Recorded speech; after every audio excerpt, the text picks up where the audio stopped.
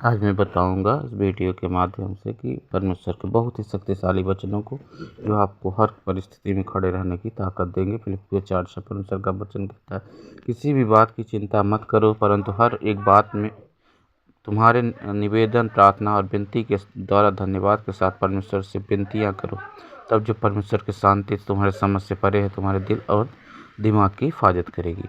तो हमें क्या करना है, किसी बात को लेकर चिंता नहीं करना है, अपनी चिंताओं को प्रार्थना में बदल देना है, क्योंकि प्रार्थना चिंता का इलाज है। पहला पतरस 5:7 कहता है परमेश्वर का वचन, अपनी सारी चिंताओं का बोझ उसी पर डाल दो, उसे तुम्हारी परवाह है। फिलिप्पियों 4:4 और 5, प्रभु में सदा आनंदित रहो। मैं फिर कहता हूँ कि आनंदित रहो। तुम्हारी कोमलता सब मनुष्यों पर प्रकट हो, प्रभु निकट है।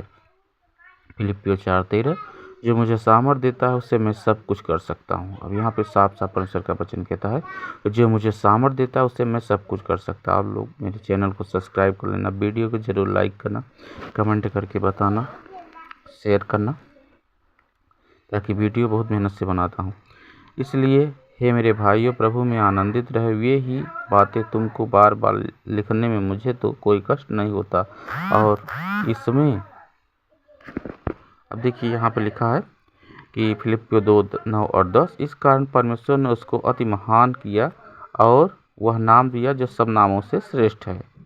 और फिलिप्पियों 2:10 वचन कहता है, जो स्वर्ग में, धरती पर, धरती के नीचे है, हर कोई यीशु मसीह के नाम से घुटने टेके, हर एक जीव खुलकर अंगीकार करे। अब भजन संहिता 91:1 लिखा है, जो परम प्रधान के छाए हुए स्थान में बैठा रहे, वह सर्वशक्तिमान की छाया में ठिकाना पाएगा। तो परमेश्वर की बेहतरीन वचन है, क्योंकि वचन में बहुत ताकत है। वचन परमेश्वर का 1 यूहन्ना 1:1 कहता है कि आदि में वचन था, वचन परमेश्वर के साथ था, वचन परमेश्वर था। अब भजन संहिता 91:5 और 6 में लिखा, तू न रात के भय से डरेगा और न उस तीर से जो दिन को उड़ता है, न उस मरी से जो अंधेरे में फैलती है, और न उस महारोग से जो दिन दोपहरी में उजाड़ता है। तो परमेश्वर के वचन में बहुत ताकत है। अपने वचन को परमेश्वर के अपने मन को परमेश्वर के वचन पे लगाओ।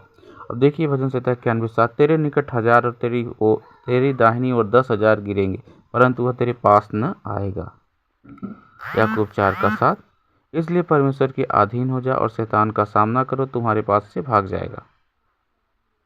तो परमेश्वर के वचन में बहुत ताकत। अपना नीति वचन 16:20 कहता है, जो वचन पर मन लगाता है वह कल्याण पाता है। तो अपने मन को क्या करो, वचन पे सेट करो। शैतान झूठ का पिता है, उसकी बात पर यकीन मत करो, उसकी बात पर सेट मत करो अपने मन को, क्योंकि वह अपने दूतों को तेरे निमित्त आज्ञा देगा कि जहाँ कहीं तू जाए वे तेरी रक्षा करें। तो परमेश्वर अपने दूतों को, अपने स्वर्गदूतों को आज्ञा देता है कि हम जहाँ कहीं भी जाएं वे हमारी रक्षा करें। तो हमें अपने मन को परमेश्वर के वचन पे लगाना। वीडियो को पूरा आप लोग देखना। तू सिंह और नाग, एक भजन संहिता 91:13-14, तू सिंह और नाग को कुचलेगा, यानी शैतान को कुचलेगा। तू जवान सिंह और अजगर को लताड़ेगा।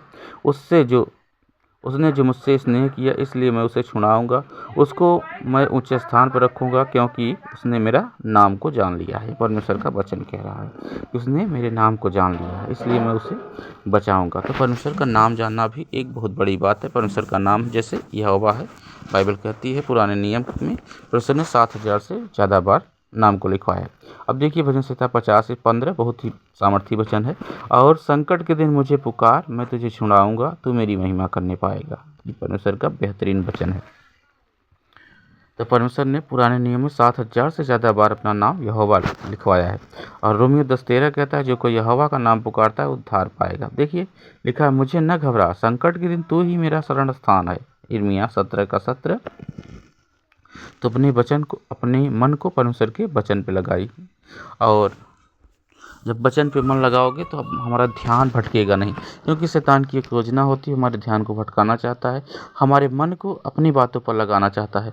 और बाइबल कहती है यूहन्ना 8:48, शैतान झूठा है और झूठ का पिता है, उसमें सत्य नाम की कोई चीज़ नहीं है। अब देखिए 54:17 परमेश्वर का वचन कहता है, जितने भी हथियार तेरी हानि के लिए बनाए जाएंगे उसमें से कोई सफल न होगा, और जितने लोग मुद्दई होकर तुझ पर नालिश करें उन सभी से तू जीत जाएगा। यहोवा के दासों का यही भाग होगा, और मेरे ही कारण धर्मी ठहरेंगे। यहोवा की यह वाणी है। परमेश्वर का वचन कह रहा है, यहोवा की यह वाणी है, मेरे कारण वे धर्मी ठहरेंगे।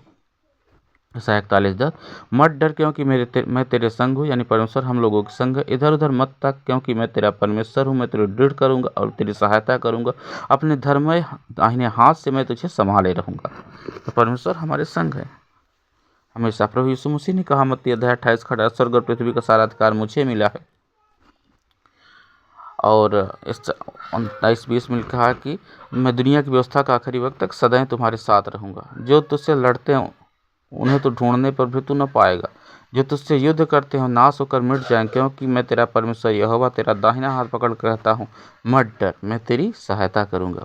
अब मत्ती 10 उसकी आयत नंबर 8 में प्रभु यीशु मसीह कह रहे हैं, बीमारों को चंगा करो, मरे हुए को जिलाओ, कोढ़ियों को शुद्ध कर, दुष्ट आत्माओं को निकालो। तुमने सेंत में पाया, सेंत में दो। तो यहाँ प्रभु यीशु मसीह ने हमें क्या दिया? अधिकार दिया।